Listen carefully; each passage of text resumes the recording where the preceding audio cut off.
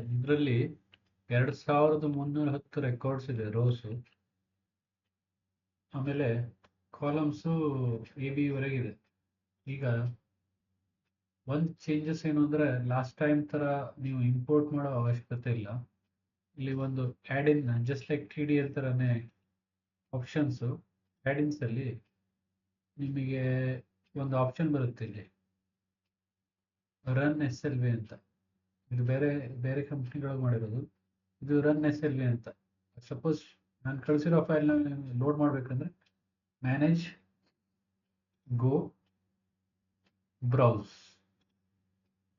ಇಲ್ಲಿ ಬ್ರೌಸ್ ಮಾಡಿ ಪಿಕ್ ಮಾಡಬೇಕು ರನ್ SLV.exe ಓಪನ್ ಮಾಡಿದ್ರೆ ಇಲ್ಲಿ ಲೋಡ್ ಆಗುತ್ತೆ. ಕ್ಲಿಕ್ ಮಾಡಿ ಓಕೆ ಮಾಡಿ.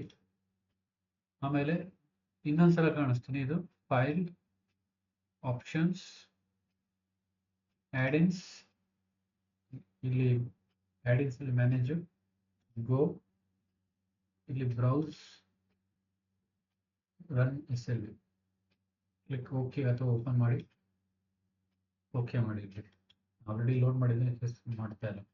ಈಗ ಇಲ್ಲಿ ಒಂದು ಬಟನ್ ಕಾಣಿಸ್ತಾ ಇದೆ ಯೂನಿಫೈಡ್ ಟ್ಯಾಲಿ ಪ್ರೋಸೆಸ್ ಅಂತ. ಇದು ಮಾಡಬೇಕು ಅಂತಂದ್ರೆ ಫಸ್ಟ್ ಸ್ಟೆಪ್ ಏನಂದ್ರೆ ಟ್ಯಾಲಿ ಓಪನ್ ಇರಬೇಕು ನಿಮ್ಮದು.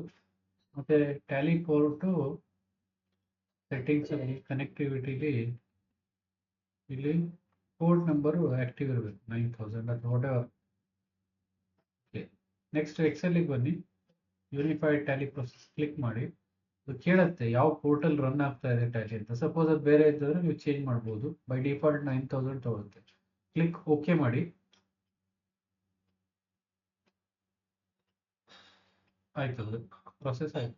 2310 ರೆಕಾರ್ಡ್ಸ್ ಇತ್ತು, ಅಂದರೆ ರೋಸ್ ಇತ್ತು. ಪ್ರೊಸೆಸ್ ಆಗಿದೆ ನೋಡಿ. ಅನ್ರಿಜಿಸ್ಟರ್ಡ್ ಅಥವಾ ಕನ್ಸ್ಯೂಮರು ಅದು ಬೇಸ್ಡ್ ಆನ್ GST ಇರೋದ್ರ ಮೇಲೆ ಅಥವಾ ಇಲ್ಲೇ ಇರೋದ್ರ ಮೇಲೆ. ರೆಗ್ಯುಲರ್ ಯಾವ್ದ್ರ ಮೇಲೆ GST ಇದೆ ರೆಗ್ಯುಲರ್ ಬರುತ್ತೆ.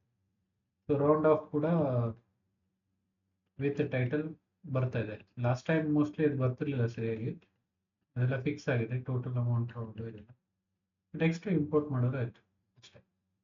ಪ್ರಾಸೆಸ್ ಆಗಿರೋದು ಕೂಡ ಫ್ರಾಕ್ಷನ್ ಆಫ್ ಮಿನಿಟ್ ಅಲ್ಲಿ ಆಗಿದೆ, ಅಂದರೆ ಸೆಕೆಂಡ್ಸ್ ಅಲ್ಲಿ. Okay, thank you.